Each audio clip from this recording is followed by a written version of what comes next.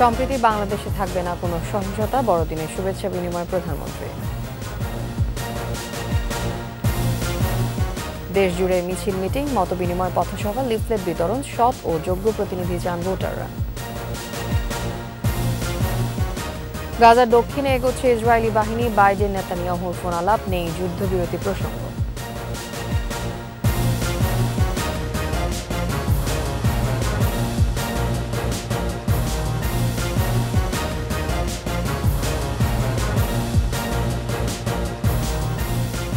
শুনছিলেন first security ইসলামী bank limited সংবাদ শিরোনাম। আমন্ত্রণ জানাচ্ছি দুপুর 2টার 21 সংবাদে। আপনাদের সাথে থাকছি আমি তাসনিম আফিফা। দর্শক, 21 টেলিভিশনের সংবাদ একই সাথে সরাসরি দেখতে পাবেন আমাদের ফেসবুক পেজ www.facebook.com/2124 সংবাদ আরও থাকছেন। যিশু খ্রিস্টের জন্মদিন কাল, রাজধানীর তারকা হোটেলগুলো সেজেছে বর্ণিল সাজে।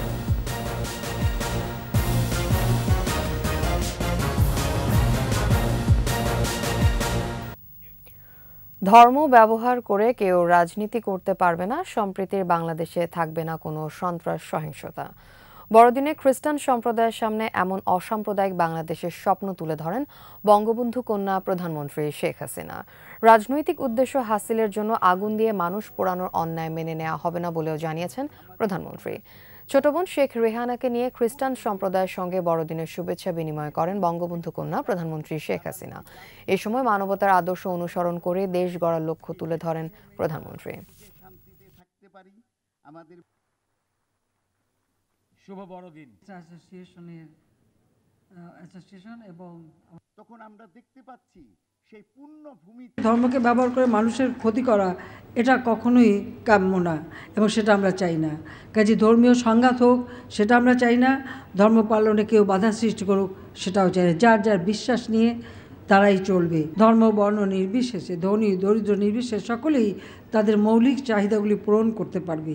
সেই ধরনের একটি সমাজ ব্যবস্থাই আমাদের কাম্য।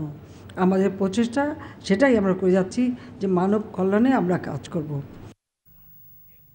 দেশজুড়ে জমে উঠেছে নির্বাচনী আমেজ, চলছে মিছিল, মিটিং, মতবিনিময়, পথসভা, উঠান বৈঠক, লিফলেট বিতরণ ও মাইকিং।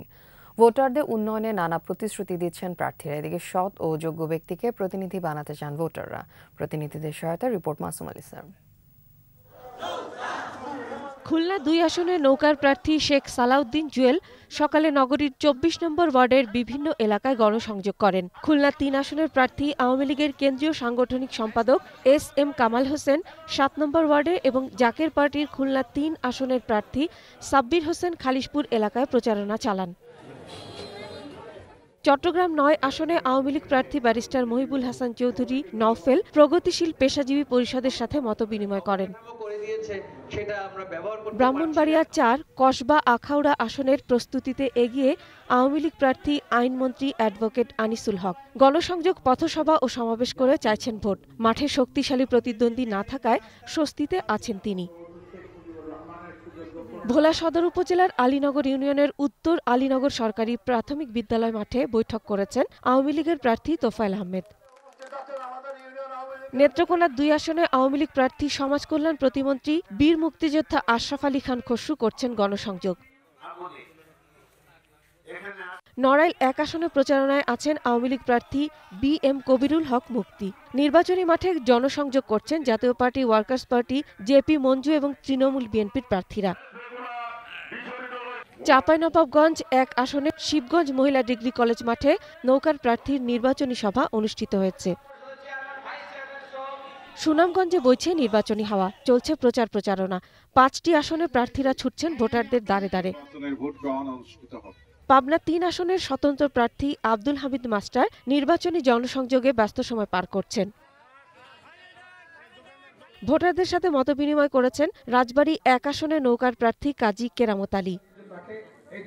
সিরাজগঞ্জ 5 আসনে জমজমাট নির্বাচনী প্রচারণায় ব্যস্ত রয়েছেন স্বতন্ত্র ও আওয়ামী লীগ প্রার্থী। Masum Ali sir, 21 television. সারা দেশের মতো রাজধানীতেও জমে উঠেছে নির্বাচনী প্রচারণা। মগবাজার এলাকায় আছেন সহকর্মী মানিক শিকদার, সরাসরি চলে যাচ্ছে তার কাছে। আফিফা, আপনি যেমনটা জানেন যে সারা দেশের মতো কিন্তু রাজধানীতেও নির্বাচনী প্রচারণা জমে উঠেছে। আমরা এই মুহূর্তে আছি ঢাকা 12 আসনের মগবাজার এলাকায় এবং আপনি দেখতেই পাচ্ছেন এখানে কিন্তু নৌকার প্রার্থী স্বরাষ্ট্রমন্ত্রী আসাদুজ্জামান খান কামালের যে সমর্থক যারা আছে তারা কিন্তু রীতিমতো একটা বিশাল মিছিল নিয়ে কিন্তু তারা এই নির্বাচনী প্রচারণা কিন্তু চালাচ্ছেন। আমরা যদি জানাতে চাই যে এই এলাকায় 3,33,112 জন ভোটার আছে এবং যার অর্ধেকই কিন্তু নারী। এবং এখানে যারা স্থানীয় যারা আছেন তাদের সাথে আমরা কথা বলেছিলাম, তারাও বলছেন যে এই এলাকার যথেষ্ট ধরনের উন্নয়ন হয়েছে এবং উন্নয়নের কারণেই আবারও নৌকার প্রার্থীকে তারা ভোট দিতে চান। এই মুহূর্তে আমার সাথে আছেন আমিরুল হোসেন, উনি হাতিরঝিল থানার আওয়ামী লীগের সাধারণ সম্পাদক এবং তার সাথে আমি একটু জানতে চাই উনি সমন্বয়ক হিসেবে কাজ করছেন আসাদুজ্জামান খান কামালের এই নির্বাচনী প্রচারণা, যে আসলে আপনারা নির্বাচনী প্রচারণাটা কিভাবে কেমন চালাচ্ছেন এবং নির্বাচনে জয়ের ব্যাপারে আপনারা কতটুকু আশাবাদী? বিসমিল্লাহির রহমানির রহিম। আগামী 7 তারিখ নির্বাচনের জন্য আসাদুজ্জামান কামাল ভাইয়ের নির্বাচনী এই কেন্দ্রের দায়িত্বে আমরা আছি। TNT কেন্দ্রে আমরা জনগণের কাছে যাচ্ছি, জনগণকে বুঝাইতে আছি আমাদের যে উন্নয়ন, জননেত্রী শেখ হাসিনার যে উন্নয়ন সারা বাংলাদেশে, সেই উন্নয়নের ধারা অব্যাহত রাখার জন্য তার মানুষকে আমরা বুঝাইতে আছি কী কী উন্নয়ন হয়েছে। নারীদের উন্নয়ন, বিধবা, তারপরে বিধবা ভাতা, তারপরে পরিত্যক্ত ভাতা, তারপরে বয়স্ক ভাতা। মানে আপনারা বোঝাতে চাচ্ছেন যে এই সমস্ত উন্নয়নের কথা বলে আপনারা ভোটারদের আকৃষ্ট করছেন ভোট দেওয়ার জন্য। অসংখ্য ধন্যবাদ আপনাকে। যেমনটা বলছিলেন যে ভোটারদের আকৃষ্ট করার জন্য তারা কিন্তু যথেষ্ট রকমের তৎপর। এছাড়াও এই আসনে আরও 4 জন প্রার্থী আছে, যেটা হচ্ছে তৃণমূল, বিএনপির BNM, লাঙ্গল এবং মোমবাতি প্রতীকের প্রার্থীরাও আছে। কিন্তু আমরা যতটুকু দেখতে পাচ্ছি যে নৌকার প্রার্থী এবং সমর্থকদের যেভাবে নির্বাচনী প্রচারণা জমে উঠেছে অন্যান্য প্রার্থীদের ক্ষেত্রে তেমনটা কিন্তু এখনও ঘটেনি। আমরা আশা করছি ভবিষ্যতে হয়তো তাদের নির্বাচনী প্রচারণা জমে উঠবে। তো এই ছিল আফিফা আমার কাছে এখানে থাকা সর্বশেষ তথ্য।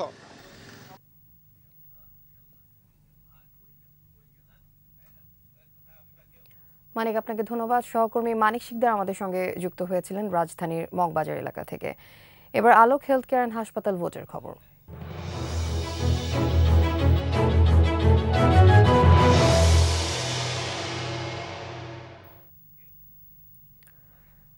রাজশাহীর ভোটের মাঠে সরব প্রার্থী ও তাদের সমর্থকরা। চলছে জমজমাট প্রচার। জেলার 6 আসনে এবার 2 জন প্রার্থী পরিবর্তন করেছে আওয়ামী লীগ। রাজশাহী 1 আসনে বর্তমান এমপি ওমর ফারুক চৌধুরীর বিপক্ষে লড়ছেন চিত্রনায়িকা মাহিয়া মাহি। 4 আসনে মনোনয়ন না পেয়ে নিজ দলের প্রার্থীর বিপক্ষে স্বতন্ত্র প্রার্থী হয়ে লড়ছেন শিল্পপতি এনামুল হক। উৎসব মুখর ভোটের অপেক্ষায় ভোটাররা। তারা বলছেন এবার ভোটের মাঠে উন্নয়নই হবে মূল ইস্যু। হাসান আল মুবিনের ক্যামেরায় রাজশাহী বিভাগীয় প্রতিনিধি বজরুল হাসান লিটনের রিপোর্ট, জানাচ্ছেন মানিক শিকদার।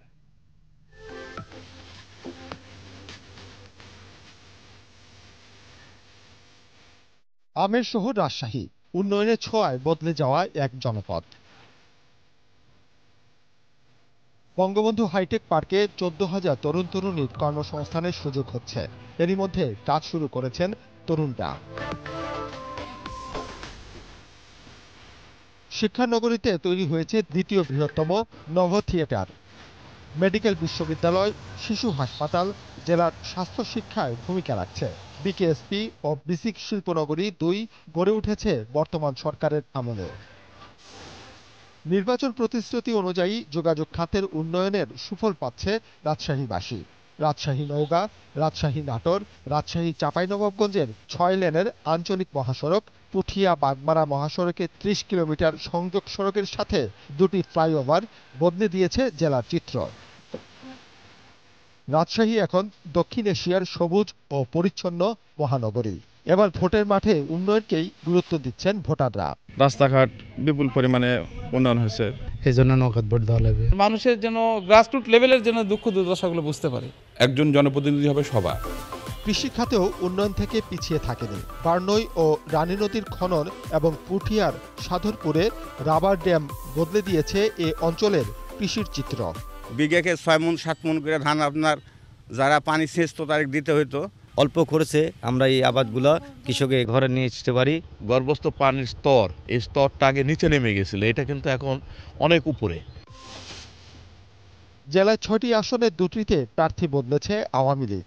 আগের মতোই রাজশাহী ২ আসনটি শরিক দল ওয়ার্কার্স পার্টির ফজলে হোসেন বাদশাকে ছেড়েছে। তবে এই আসনেই ভোটের মাঠে আছেন জাসদের আবদুল্লাহ আল মাসুদ শিবলি। এবারও রাজশাহী ১ আসনে বর্তমান এমপি ওমর ফারুক চৌধুরীর উপরই আস্থা রেখেছে আওয়ামী লীগ। তবে ভোটের মাঠে তাকে চ্যালেঞ্জ জানাচ্ছেন চিত্রনায়িকা মাহিয়া মাহি। রাজশাহী ৩-এ নৌকার প্রার্থী আসাদুজ্জামান আসাদ। এই আসনেই বিএনএমের হয়ে প্রতিদ্বন্দ্বিতা করছেন জেলা বিএনপির সাবেক সাধারণ সম্পাদক মতিউর রহমান মন্টু। রাজশাহী ৪-এ আবুল কালাম আজাদ নির্বাচনী মাঠে নতুন। তাকে লড়তে হবে ৩বারের এমপি শিল্পপতি এনামুল হকের সাথে। রাজশাহী ৫-এ আবারও নৌকার হয়ে লড়াইয়ে ফিরেছেন জেলা আওয়ামী লীগের সাধারণ সম্পাদক আব্দুল ওয়াদুদ দারা। রাজশাহী ৬-এ পররাষ্ট্র প্রতিমন্ত্রী শাহরিয়ার আলমের বিপক্ষে লড়বেন সাবেক এমপি রায়হানুল হক। প্রায় সবগুলো আসনেই প্রার্থী দিয়েছে জাতীয় পার্টি ও বিএনএম। এবারও সবগুলো আসনেই জয় আসবে বলেই আশাবাদী জেলা আওয়ামী লীগ। আপামর জনগণ আওয়ামী লীগকে ভোট দেবে এবং শুধু ভোট দেবেই না, আওয়ামী লীগের নির্দেশিত পথে হাঁটবে, এমনটাই আমরা বিশ্বাস করি। ভালো ফল করার আশা জাতীয় পার্টির। জেলা জাসদও অন্তত একটিতে জয়ের ব্যাপারে আশাবাদী। রাজশাহীতে আমাদের অবস্থান এই জন্যই ভালো যে এখানে ৭৩ সালে আমাদের একজন এমপি ছিলেন। এবার জাতীয় পার্টির আসনগুলো খুব ভালো অবস্থানে আমরা আছি এবং সবচেয়ে যদি ফেয়ার ইলেকশন আমরা পাই তাহলে আমরা মনে হয় যে কিছু দেখাতে পারি। জেলায় এবার ভোটার সংখ্যা ২১,৭৭,৭৬১ জন আর নতুন ভোটার ১,৩০,০০০। মানিক শিকদার, ২১ টেলিভিশন। আগামীকাল যীশু খ্রিস্টের জন্মদিন উদযাপনের লক্ষ্যে রাজধানীর তারকা হোটেলগুলো সেজেছে বর্ণিল সাজে। থাকছে ক্রিসমাস ট্রি, বাহারি উপহার, সান্টা ক্লজ আর নানান খাবারের আয়োজন। ২৫ ডিসেম্বর বড়দিনে যীশুকে স্মরণ করবেন তার অনুসারীরা। রিপোর্ট আদিত্য মামুনের। ২৫০০ বছর আগে মানুষের মুক্তির লক্ষ্যে পৃথিবীতে অলৌকিক আবির্ভাব ত্রাতা যিশুর। ২৫ ডিসেম্বর মাতা মেরির কোল আলোকিত করে আসা সেই শিশুর জন্মক্ষণকে বিশ্বজুড়ে বড়দিন হিসাবে পালন করে থাকে খ্রিস্টীয় ধর্মাবলম্বীরা। বড়দিন উপলক্ষে রাজধানীর তারকা হোটেলগুলো সেজেছে নান্দনিকভাবে। ঝলমলে আলোকসজ্জার পাশাপাশি শিশুদের জন্য থাকছে সান্তা ক্লজের উপহার। উৎসবে খাবারের পসরায় থাকছে হরেক রকমের পদ, বিশাল আকারের কেক, চকলেট, পানীয় আর ফলমূলে সাজানো টেবিল। হোটেলকে নতুন আঙ্গিকে রানীর মতো সুন্দরভাবে সাজানো হয়। স্পেশাল মেনু থাকে, কিডসদের জন্য আমরা সুন্দর পার্টি করে থাকি। সাজানো আছে বেথেলহেম, যিশুর ঘর। শিশুদের জন্য নানান রকম রাইড আর আনন্দ যাপনে বারবার ফিরে আসবেন যিশু মানবতার কল্যাণে। সবার সাথে মজা করব, কিডস আসছে ওদের সাথেও মজা করবে, সেটাতে আবার খুবই আনন্দিত। এমন উৎসবী আনন্দের দিন উপলক্ষে মানবতার বার্তা ছুঁয়ে যায় ধর্মমত নির্বিশেষে। এই দিনটা ভালো, সবাই এনজয় করবে, আমরাও এনজয় করব, ভালোই লাগছে। খ্রিস্টীয় অনুসারীদের বিশ্বাস এই দিনে পুনরায় জন্ম নিয়ে যিশু ক্ষমা ও শান্তির সূচনার মাধ্যমে মানুষ ও ঈশ্বরের সাথে সম্পর্ক পুনঃস্থাপন করবেন। আদিত্য মামুন, ২১ টেলিভিশন, ঢাকা। ঘন কুয়াশা আর হিমেল বাতাসে উত্তরাঞ্চল সহ বিভিন্ন স্থানে বেড়েছে শীতের প্রকোপ, জনজীবনে বেড়েছে দুর্ভোগ। নাটোরে আবারও শীতের প্রকোপ বাড়ছে, সকাল থেকে কুয়াশা ঢাকা পড়েছে। হিমেল হাওয়া ও কুয়াশার কারণে দিনমজুররা পড়েছেন বিপাকে। যানবাহনগুলোকে হেডলাইট জ্বালিয়ে চলতে হচ্ছে, অনেকেই আগুন জ্বালিয়ে শীত নিবারণ করছে। ঘন কুয়াশা চাদরে ঢাকা পড়েছে গোপালগঞ্জ, শ্রমজীবীদের বেড়েছে দুর্ভোগ। শীতল বাতাস থেকে রক্ষা পেতে অনেকে মুখেও চাদর ও মাস্ক ব্যবহার করছেন। ঘন কুয়াশা আর হিমেল হাওয়ায় গাইবান্ধে খেটে খাওয়া মানুষ ও দিনমজুররা কাজে নামতে পারছেন না। খড়কুটোর আগুন জ্বালিয়ে শীত নিবারণের চেষ্টা করছেন।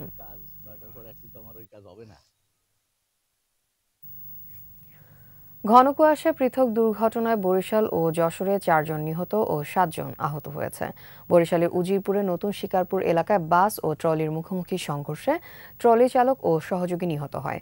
এ সময় আহত হয় 7 জন। পুলিশ ও স্থানীয়রা জানায়, ঘন কুয়াশার মধ্যে বাসের গতি বেশি থাকায় এই দুর্ঘটনা ঘটে। এদিকে যশোর সদরের চূড়ামনকাটিতে ট্রেনের ধাক্কায় ট্রাক চালক ও হেলপার নিহত হয়েছে। সকালে তীব্র কুয়াশার মধ্যে রেল ক্রসিং পার হওয়ার সময় খুলনাগামী ট্রেনের ধাক্কায় এই দুর্ঘটনা ঘটে।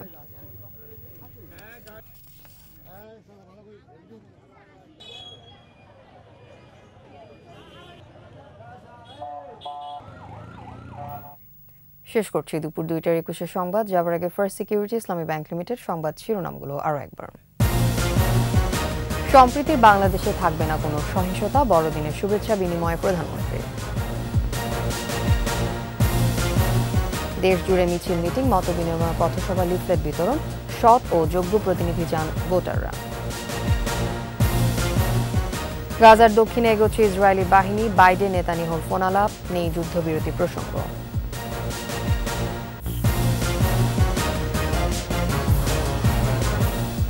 সর্বশেষ খবর জানতে ডায়াল করুন 2021 নম্বরে, আর ভিজিট করুন ekushe-tv.com এই ওয়েবসাইটে। এছাড়া ফেসবুকে লগ ইন করতে পারেন facebook.com/ekushe24 অনলাইনে। এতক্ষণ সাথে থাকার জন্য ধন্যবাদ। আমাদের পরবর্তী সংবাদ সন্ধ্যা 6টায় দেখার আমন্ত্রণ রইল। একুশের সাথেই থাকুন।